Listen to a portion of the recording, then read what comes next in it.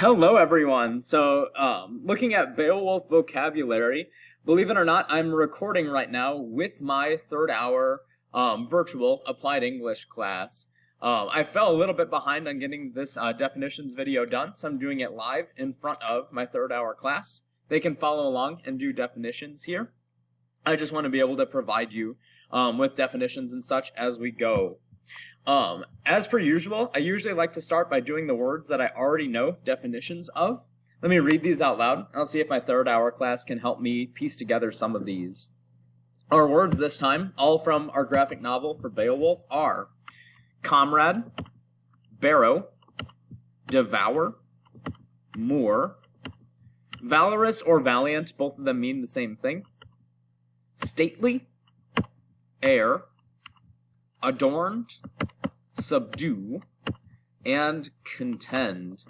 As we look through our list, it looks like we have 1, 2, 3 adjectives, 1, 2, 3, 4 nouns. That should be 3 verbs as well. 1, 2, 3 verbs. So a pretty good balance of vocab words there too. Let me ask my third hour class, are there any words that we kind of already know the definition of and would like to place without even looking them up? This is an open question for anyone in third hour. Yeah, what does devour mean?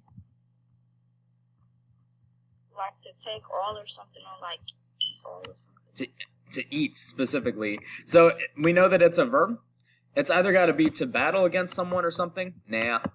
To eat in a disturbing or violent way. Absolutely. It's devour. Raquel, was that you who said that? Yes. Neat. Thank you. To conquer, to bring under control is going to be a different verb. I like to give myself a visual to know that I've used a word already, so I'm just going to strike that through. If you want to highlight it, strike it through. Those are just little visual cues you can give to yourself that you won't use a word again. Are there maybe a couple more that we want to define without using a dictionary? Heir. Yeah, who said that? Brandon. Hi, Brandon. Brandon, what is an heir?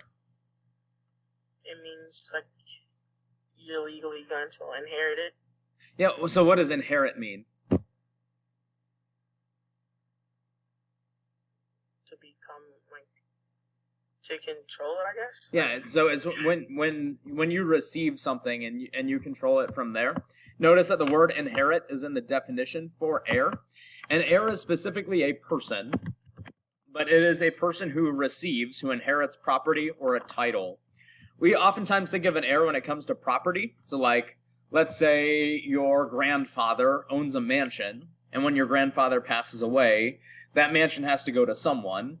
If your grandfather names you as his heir in his will, it means that you would receive that property. You would inherit it. It could be a title as well. So like, when Queen Elizabeth II, when Her Majesty Queen Elizabeth II of England passes away, someone in the royal family will inherit that title, will become Queen or King of England. Whichever prince is next in line would be heir to the throne, would be the next King of England. Let's maybe do one more. So we've used devour, we've used heir. Is there maybe one more word that we'd like to try without a dictionary? Barrow. Yeah, was that Danielle? Yeah. Yeah, what's a barrow? It's a mountain or a hill. Very good. So what's tricky with barrow is that we do have 2 nouns that have to do with land. One of these is an open hilly grassland.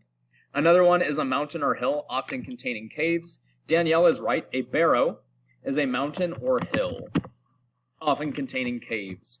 Both of those words are important in Beowulf as they set the setting of the story. So we've used 3 already.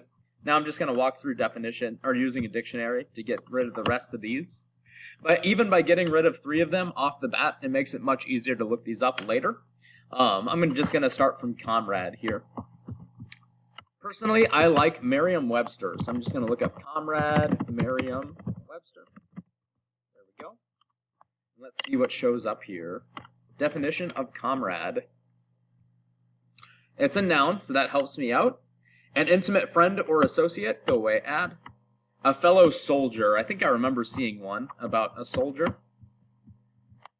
There it is, a noun, a fellow soldier. A friend in battle is a comrade.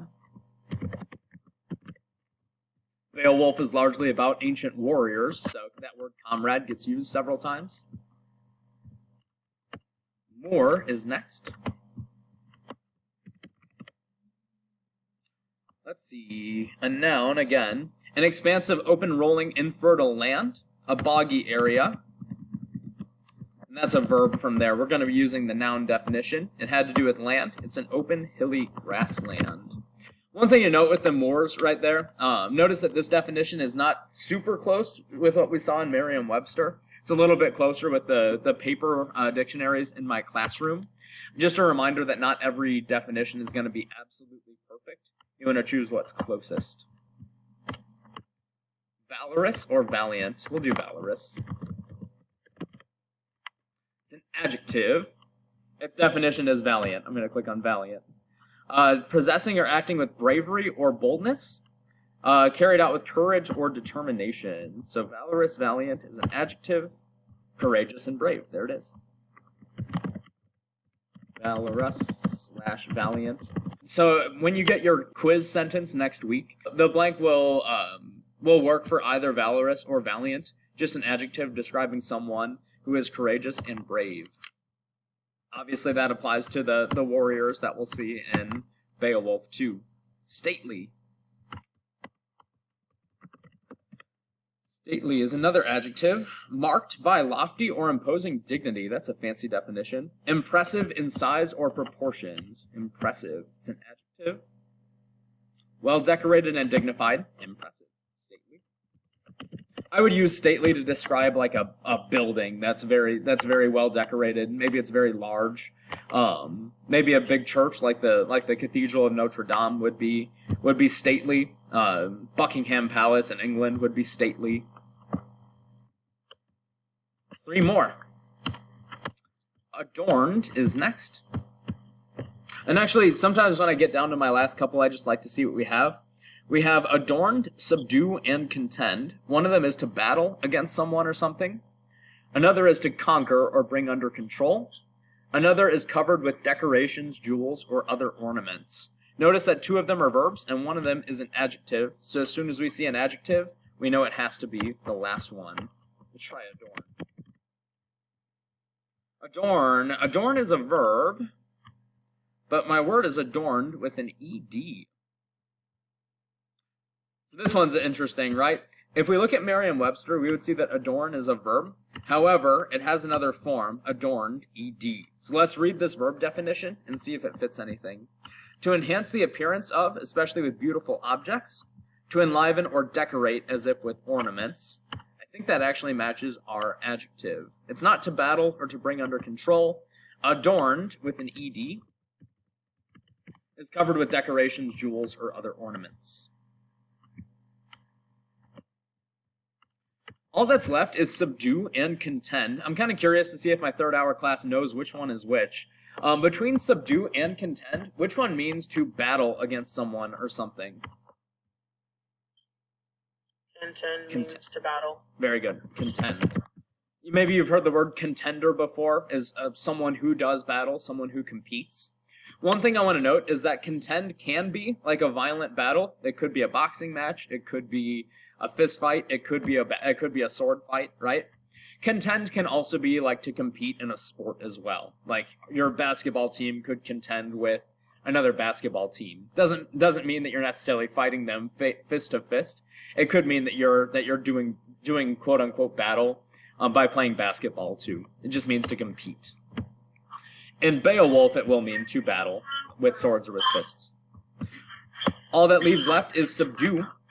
To subdue something is to conquer or bring it under control. That could be something physical. I wrestled my angry toddler to the ground to subdue her, something like that. Or it could be something more peaceful. I played calm music to subdue the angry tiger, or something like that. Before I give you guys some time to work through the practice sentences, are there any of these definitions or words that you're kind of confused on how to use them in a sentence? No questions whatsoever on how to use these in complete sentences?